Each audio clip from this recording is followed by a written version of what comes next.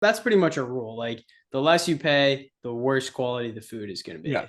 You're either paying in your life expectancy and quality of life and Medicare bills down the line, or you're paying a little bit more for a better quality product that you will enjoy more right now.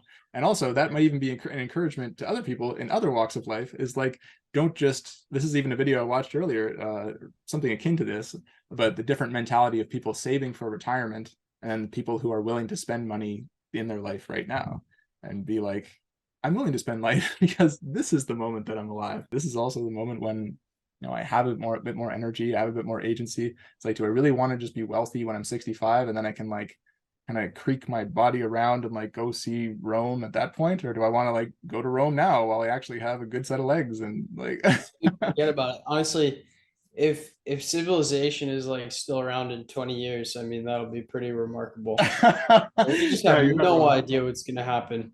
No, yeah, Um, tomorrow I, is I don't really think like I kind of think that's a straw man that's been created, like the whole retirement thing. Like oh yeah. I don't think people are saving that much for retirement, to be honest. I have a plan, by the way, for retirement. It's a back pocket plan, which is I will wind up being a wealthy person in this life, and that's so it's all going to be good. But if it ever turned out that I retired and I'm an old person and I actually don't have money, or like the stock market evaporated or whatever, it's like I'm just going to go live in an ashram. I'm just going to go to like a third world country and just live in an ashram where they take care of the holy people, and the holy people are supported by the elders, and the holy people are revered for their wisdom, and I can just like share good things with people and live a very simple like end of life scenario in community, and you don't really need money to do that. Well, you need something which is much, much harder to get than money. Money is not like a difficult thing to acquire, especially today. I mean, there's so many jobs you can go out and get that pay a lot of money, but the jobs are horrible. So money's not hard to get. Like it's, it's a very simple process. But what you're talking about is getting a calm mind, a peaceful lifestyle, Mm-hmm. um, being self-sufficient. Not necessarily like you're still talking about going and living with other people at this ashram. So being self-sufficient in the sense that you feel good with yourself and your commune is self-sufficient, Mm-hmm. right? Yeah, it Is is that what still, you're getting at? that is what I'm getting at. Yeah. So you don't even need money because who like you Yeah, maybe you need a little bit, yeah, but but mostly who is there to pay? It's like you're just living in a commune where they're growing some of their own food, and it's just a very simple thing, and some people are pitching in to make the whole thing run. And yeah, it's just there isn't really anything outside of that required. You maybe need a few bucks to keep the lights on here and there, but you can find ways of getting that. the reason that's like not really on the table for a lot of people is because that's simply a massive deviation from what they've experienced and they're just not comfortable or not ready for that. Yeah, it's a pretty big shift, and you're giving up some comforts to make that happen.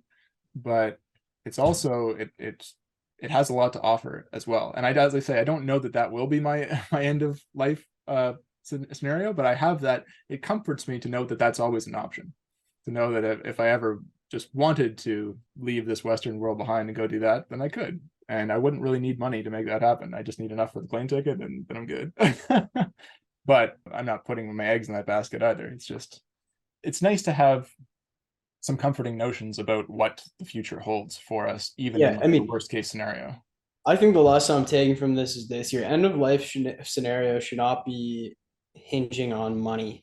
Yeah, you shouldn't be like, 80, I need $180,000 in the bank or I'm not okay. And then so you're Oh, I spending mean, your life like making sure that that money exists. And then when the stock market goes down, you're like, oh fuck, I don't have $108,000. It's not going to work. I don't have money. $180,000 is nothing. It's not even anything today, but in 20 No, years, it's it's literally I'm just gonna throwing a number out there. That clearly is not right. enough. I mean, millions. Like, if you want to retire, you need millions, maybe even billions.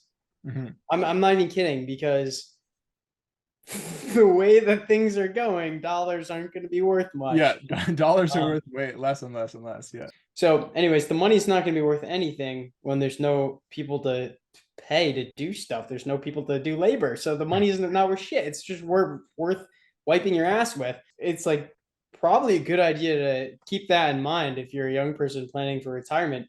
You need other people around you with knowledge and skill sets Mhm. and soil and good water and like yeah, that's what you Yeah. need. Build a community, don't build a nest egg.